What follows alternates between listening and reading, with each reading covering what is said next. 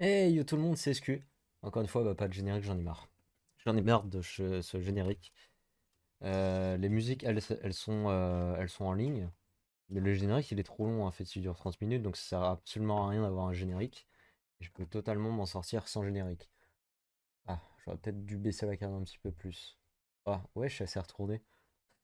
Alors, premier post de Rima Hassan, qui est quand même culotté, hein, parce que dans son post, elle dit un colon israélien utilise son bébé comme bouclier humain pour empêcher le camion humanitaire de passer au point de passage de Karm à Bu Salem. C'est quand même dingue. Parce que déjà, les premiers à utiliser les bébés comme bouclier, c'est le Hamas. Et qui sait, peut-être que pendant le 7 octobre, ils ont fait d'autres trucs à des bébés. Hein? Peut-être. Et, et c'est quand même ironique, enfin, c'est quand même culotté parce que certes, Israël bloque les camions humanitaires, mais c'est pour une meilleure raison que l'ONU. Et oui, l'ONU aussi bloque les camions humanitaires, mais Ramassa n'en parle pas du tout. Et je vais vous le montrer, ça. J'ai pas mal de vidéos que j'ai enregistrées sur mon ordinateur qui sont vraiment de très bonnes sources, hein, parce que c'est des journaux télévisés, donc euh, et c'est contraire au journal télévisé public, donc sont obligés d'avoir raison parce qu'ils sont neutres, ils n'ont pas de ligne éditoriale.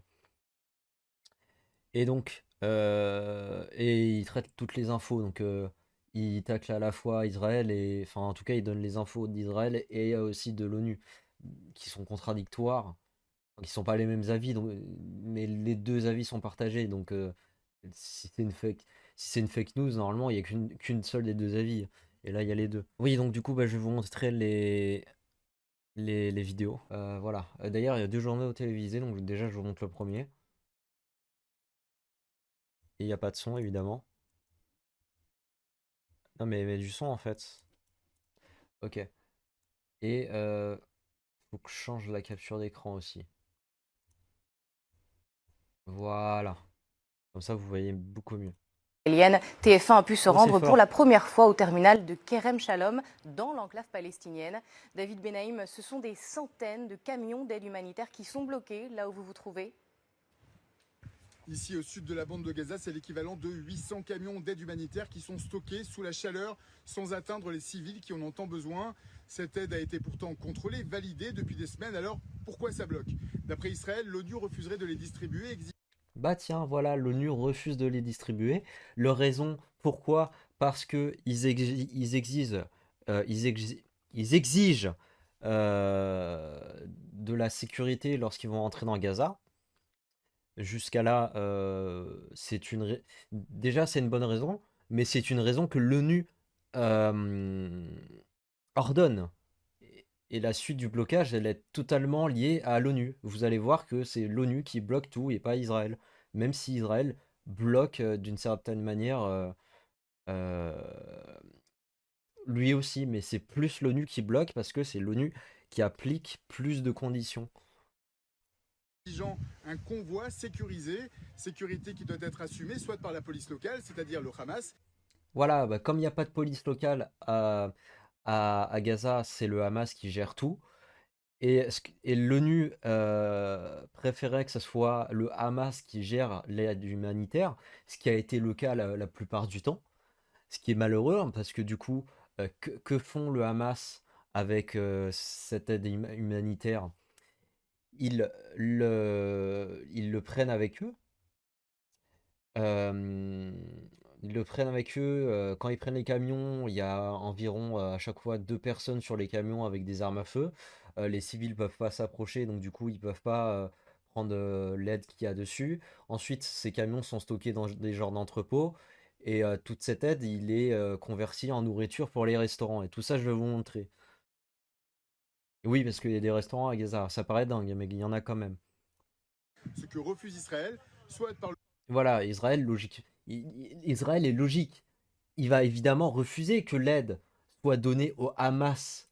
Parce que le Hamas, taxe l'aide humanitaire, ce qui fait que ces gens qui sont apparemment dans une situation de famine vont crever de faim vraiment, mais pas parce qu'il n'y a pas beaucoup de nourriture. Non, non, non. Parce que la nourriture est ultra chère à cause du Hamas. Et après, avec l'argent qu'ils récoltent, hein, je sais pas d'ailleurs comment le système fonctionne là-bas, comment est-ce que l'argent est produit là-bas? Parce qu'à un moment, ça va s'essouffler, parce que tout leur argent, Hamas, il sert à quoi? Acheter des munitions. Sauf que cet argent-là, il quitte le pays. Comment quel argent vient dans le pays? Il vient d'où l'argent qui est donné au Hamas? Je veux bien savoir. Est-ce que nous, la France, on donne l'argent au Hamas? J'ai pas envie. Non, j'ai pas envie. Parce que la plupart de cet argent sert à acheter des munitions ou à faire fonctionner leur système de taxes sur la nourriture. Là-bas, un Kinder Bueno, c'est 10 euros. Alors, bien sûr, c'est avec de la conversion, mais c'est 10 euros. Donc je crois que c'est une barre de Twix. Mais de toute façon, j'ai une vidéo où il y a des prix de nourriture dans un commerce indépendant. Le nouveau système de distribution militarisé mis en place par Israël et les États-Unis, ce que refuserait l'ONU. Et donc voilà, et l'ONU, par ego, refuse que l'armée israélienne livre la nourriture. Donc alors, Israël n'est absolument pas contre livrer la nourriture à Gaza, il est juste contre que le Hamas s'occupe de la nourriture pour que le Hamas affame volontairement sa population pour les vidéos médias et tous ces trucs de Gazawood. Et l'ONU par ego, parce qu'il refuserait que l'ennemi donne la nourriture aux victimes de ce génocide, de cette famine, juste par ego, a refusé que l'ennemi donne de la nourriture à sa population adversaire. Juste pour ça, juste par ego, c'est n'importe quoi. Au final, ce sont les Gazaouis qui sont privés de cette aide qui se périme et qui pourrit. Depuis dimanche, une pause humanitaire quotidienne permet le retour des convois et l'ouverture de couloirs aériens afin de larguer de l'aide directement à la population. Voilà, et du coup, Israël a largué la nourriture sur Gaza pendant un moment. Et d'ailleurs, la plupart du temps, ils ont largué d'autres trucs, hein, pas seulement des missiles, hein, parce que avant que les missiles soient, enfin, avant qu'ils tirent les missiles, ils envoient des genres de papiers qui disent que il va y avoir un bombardement bientôt pour prévenir la population. Et tout ça, je vais vous le montrer. La vidéo va être longue, mais je vais le montrer.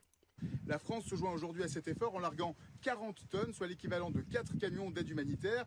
Une aide symbolique qui pose aussi la question de la récupération de ces largages prévus pour les civils mais qui pourraient facilement être réquisitionnés et revendus par des milices armées ou par le Hamas. Exactement, voilà. Franchement, c'est une dinguerie. Voilà. Alors, du coup, maintenant, il faut que je vous montre l'autre journal. Et c'est celui-là, ouais. Pourquoi des tonnes de colis alimentaires sont-ils à l'abandon à Gaza? On vous explique. Alors que les taux de malnutrition dans la bande de Gaza ont atteint des niveaux alarmants selon l'ONU, plusieurs tonnes de colis alimentaires ont été laissés à l'abandon à quelques kilomètres des habitants. Sacs de farine, boîtes de conserve, sachets de pois chiches, l'équivalent de 600 camions alimentaires auraient été gâchés ces dernières semaines. Mais alors, comment expliquer cette situation? Selon Efi Defrin, porte-parole de Tsahal, le problème viendrait directement des ONG et de l'ONU qui refuseraient de faire leur part du travail depuis le lancement de la Gaza humanitarian. Donc, en gros, il y a une agence pour aider Gaza au niveau de leur nutrition. Elle a ouvert, et depuis ce moment-là, l'ONU est en mode « Ah non, on veut pas ». Foundation, une structure soutenue par Israël, chargée Parce qu'elle est soutenue par Israël, j'imagine. Et ah non, Israël, on va pas les aider. Non, tant pis si les Gazaouis meurent de faim. On ne soutient pas Israël. Qui soutient les Gazaouis? d'acheminer l'aide humanitaire à Gaza. Voici ce qu'il a déclaré à ce sujet. L'ONU est habituée à travailler sur des terrains de guerre partout dans le monde. Pourquoi elle ne le fait pas ici? Ils ont arrêté de distribuer de la nourriture le jour où on a ouvert la distribution avec la Gaza Humanitarian Foundation, donc jugez par vous-même. Mais du côté des ONG, le discours est tout autre. Les responsables humanitaires, souvent épuisés et contraints par l'insécurité sur le terrain, dénoncent une situation ingérable. Alors, ils ont déjà fait des missions dans ces genres de guerres, et là, cette guerre est moins violente sur le territoire de Gaza, parce que le Hamas a moins d'armes, mais ils sont plus violents au niveau de l'idéologie, et ils arrivent quand même pas à intervenir sur le terrain. C'est quand même dingue. Expliquent qu'ils ne peuvent pas travailler correctement tant que les routes ne sont pas sécurisées et refusent de prendre part à une distribution Mais vous êtes l'ONU, comment ça, vous personnellement, vous pouvez pas sécuriser vos convois? d'aide Vous êtes contrôlée l'ONU. par l'armée qu'ils considèrent comme militarisée et non neutre face aux critiques. Et du coup, ils refusent que Israël les sécurise parce que ils sont pas neutres idéologiquement ou politiquement. Oh là là, c'est un truc de dingue. International, Israël a tout de même annoncé une pause humanitaire dans les combats, permettant à certains camions d'aide de passer par l'Égypte et de pénétrer dans Gaza. Voilà, et puis Israël, eux, ils font des trucs de leur côté, mais on n'en parle pas. Non, non, ils bloquent toujours la nourriture. Donc maintenant, je vais pouvoir vous montrer plein d'autres trucs. J'ai pas d'ordre particulier. Alors ici, ça commence directement. Ce sont les enfants qui réceptionnent les petites affiches de Israël qui dit que ça sera bientôt bombardé. Regardez ce que les enfants vont faire. Voilà, ils déchirent les images, enfin les photos,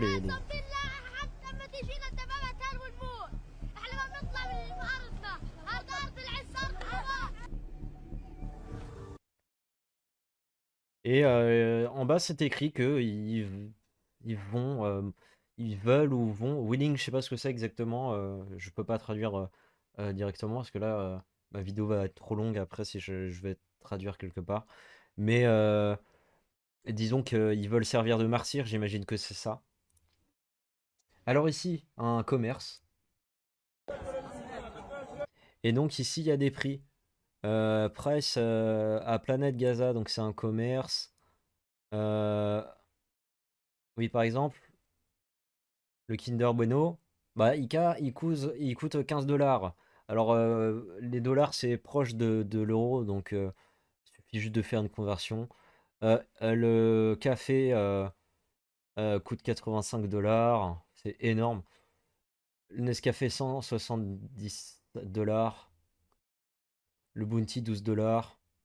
Enfin bref, les prix sont exorbitants là-bas. 39 dollars. 8 dollars. 40 dollars.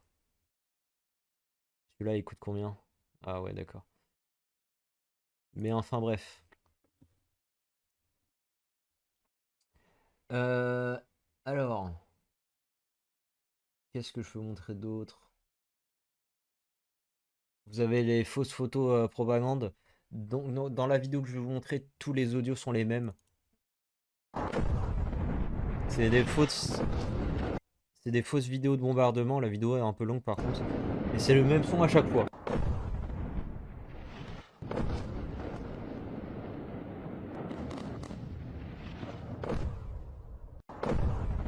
Et puis il y a la caméra qui tremble, genre. Enfin voilà, n'importe quoi. Bon après, il n'y a pas besoin de faire plus que ça, c'est à chaque fois les mêmes vidéos. Enfin bref. Ensuite.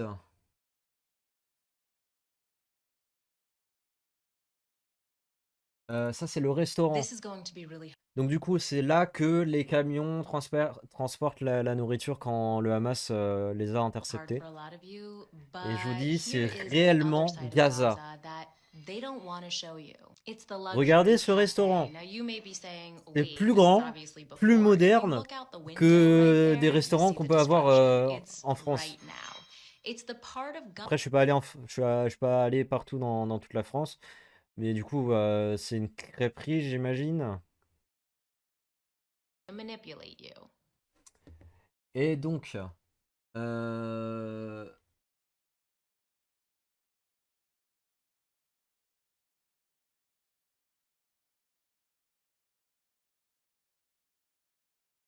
Là, vous avez un marchand de glace.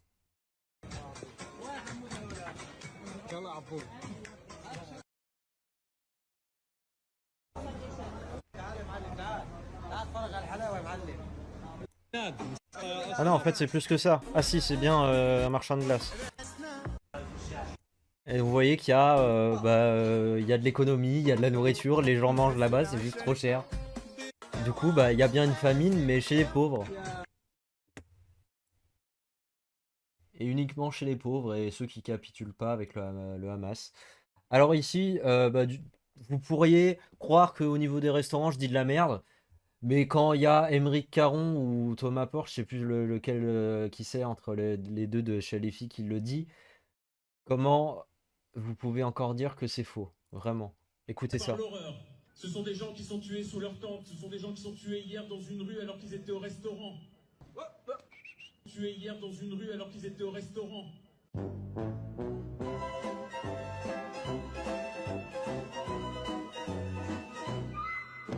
Voilà. Qu'est-ce que je peux montrer d'autre? Et là, vous avez un appartement de Gaza. Et c'est le dernier truc que je vais vous montrer sur les vidéos que j'ai sur mon ordi. Après, je vous montre 3 vidéos des camions qui circulent à Gaza, interceptés par le Hamas. Donc c'est bien Gaza. Alors en à l'intérieur, j'imagine que tous ces sacs, c'est des trucs d'aide humanitaire.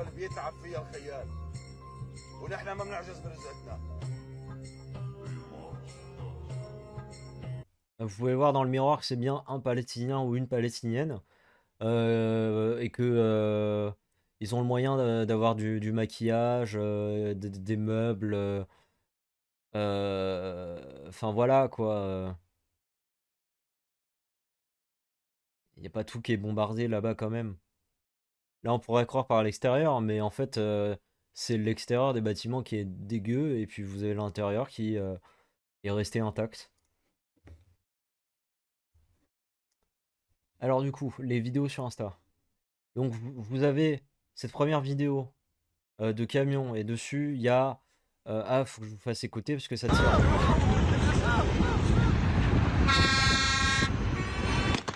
Voilà, il tire. Hein. D'ailleurs, il tire en face d'eux, donc probablement sur des gens.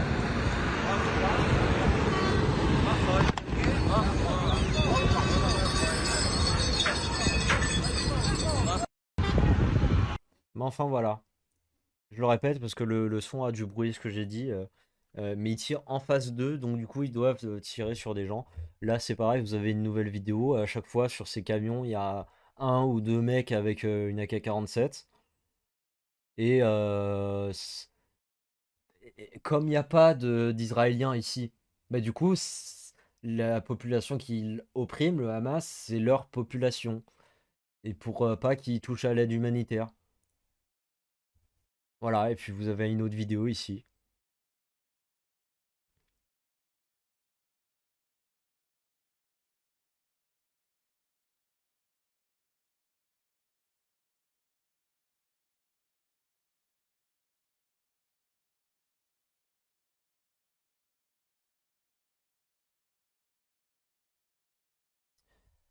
Voilà, voilà.